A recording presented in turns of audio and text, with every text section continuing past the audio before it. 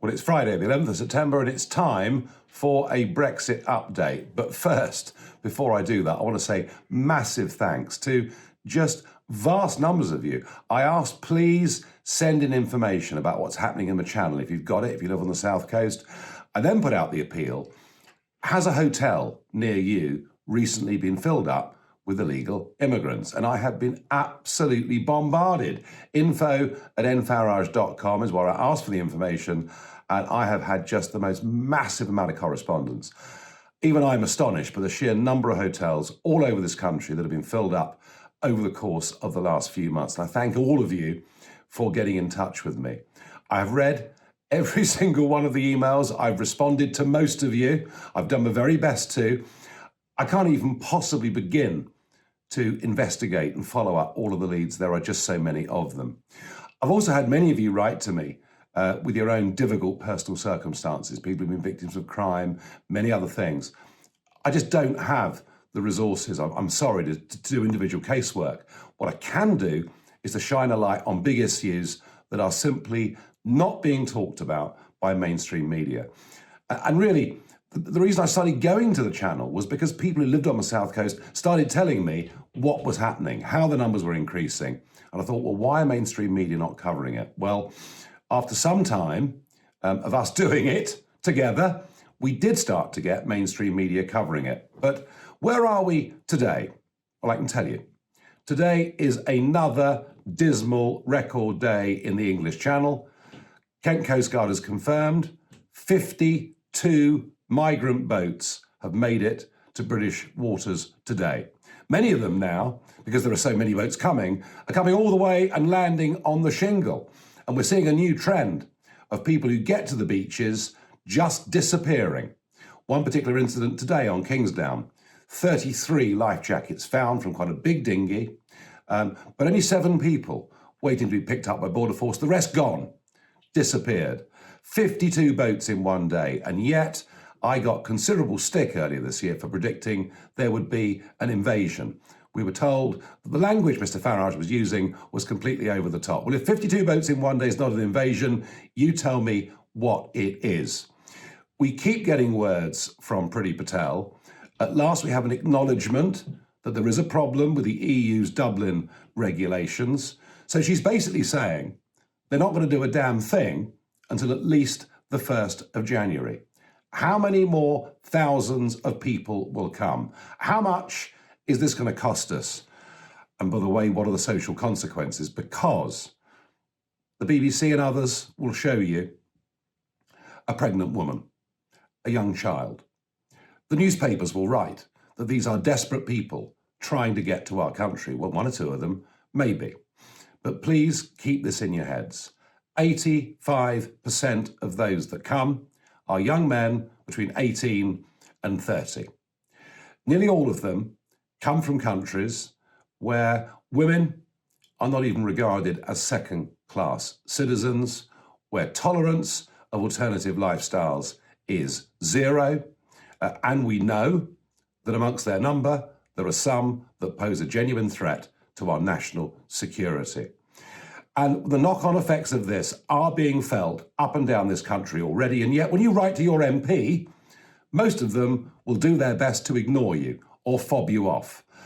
I've got a case, for example, that's come in this week. A couple of you have written to me, and thank you.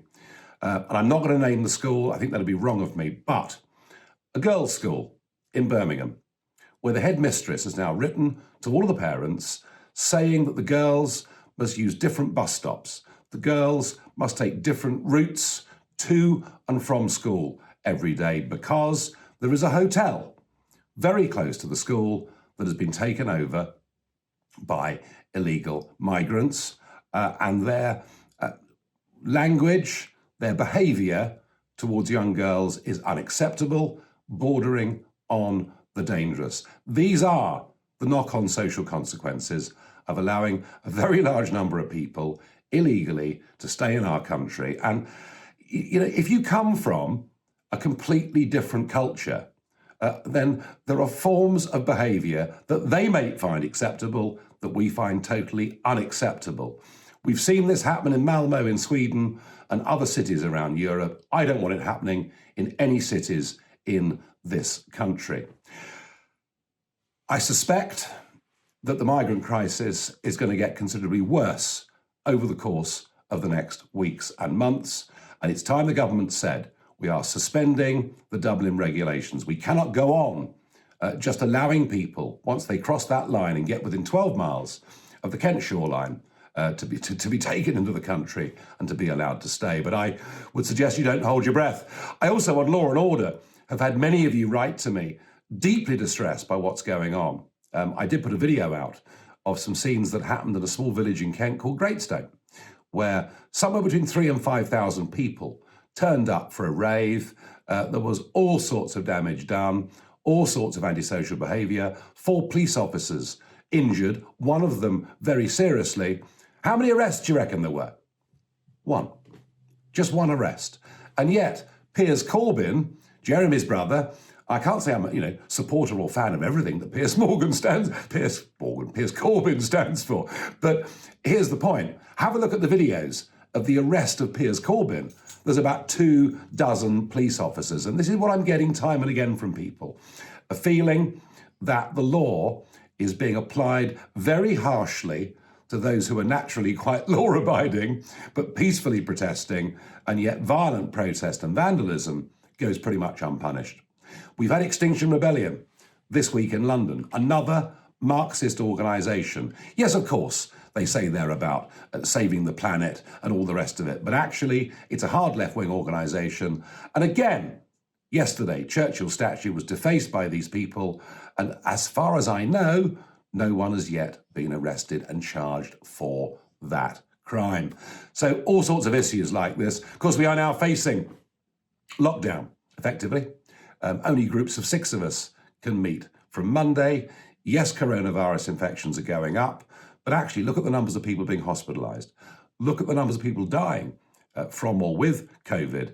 We're actually losing, in the last couple of days, we will lose on average as many people in road deaths as we are due to COVID. And yet the government cracking down, taking away, I think, our reasonable rights and liberties. I'm certainly not happy that it's my mum's 80th birthday next week and we can't have a family party because we're not allowed under the law. But it's okay, because Boris has promised us the moonshot at a new testing regime. They're going to be 10 million tests a day early next year. Do you believe that? Well, we've heard about world-beating testing in the past. They failed with every single promise they've made, yet they think they make an even bigger promise and somehow we're going to go quietly. Which brings us to the most important political issue for Boris Johnson and his government. They got a majority of 80 because they very much took the Brexit party line on what Brexit should be. But there's a problem, and it's called the withdrawal agreement. And I know, of course, I'll be criticised, but I'm going to say this. I told you all this last year. The day after Boris signed that new withdrawal agreement in Brussels, I gave a speech in London at the QE2 Centre. All of my colleagues in the Brexit Party supported me 100% in what I said that night. I pointed out, firstly, that this wasn't just a deal, it was a new European treaty. Barnier was going around Brussels with the agreement, wrapped up in a leather folder, holding it up and saying, this is a new EU treaty. So, I didn't campaign for 25 years to leave the European treaties to sign up to a new one. But that is what Boris did. Yes, the backstop went, and the backstop was replaced by Northern Ireland literally being cast off, being put into a separate constitutional place. I pointed out that the European Court of Justice would continue to have jurisdiction. I pointed out that under fisheries, we'd signed up to the principle of non-discrimination, and that means that whilst we get our territorial waters back, we don't get our fish back. I pointed out that state aid would have to conform to EU rules. I even pointed out that in the treaty we made a commitment for our foreign policy to remain aligned to the European Union's. But nobody was in the mood to listen last year. We were suffering, I think, from Brexhaustion. We just had enough. And there was a new Prime Minister spreading optimism around the place, and people wanted to believe him.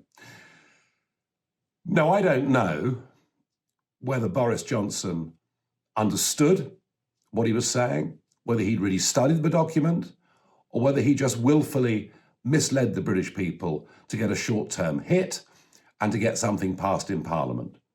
But the truth of where we are now, where Brandon Lewis admits we're going to break the treaty, we're going to break international law, which of course has led to very senior figures, people like Norman Lamont, Michael Howard, devoted Brexiteers, but they're very, very worried about us breaking an international treaty. Of course, treaties have always mattered to us. After all, we went to war in 1914 because of a treaty we'd signed to protect Belgian neutrality. We often quote the Treaty of Utrecht as why Gibraltar is still basically run by the British, or a dominion of the United Kingdom and not Spain. And yet here we have a government breaking a treaty. They say they won't back down. The European Union say that they will not change the treaty. All I know for certain is that Barnier will not change one dot or comma of that treaty. This is a mess of Boris Johnson's own making. If he backs down, we get Brexit in name only. If he carries on, we break an international treaty, and I think much of the world will look upon us poorly.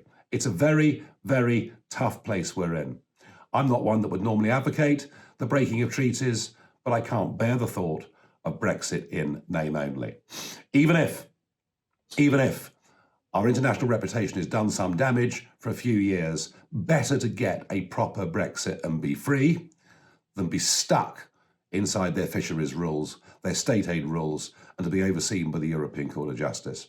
The truth of it is, a massive con job was put upon the British people last year with what was called an oven-ready deal.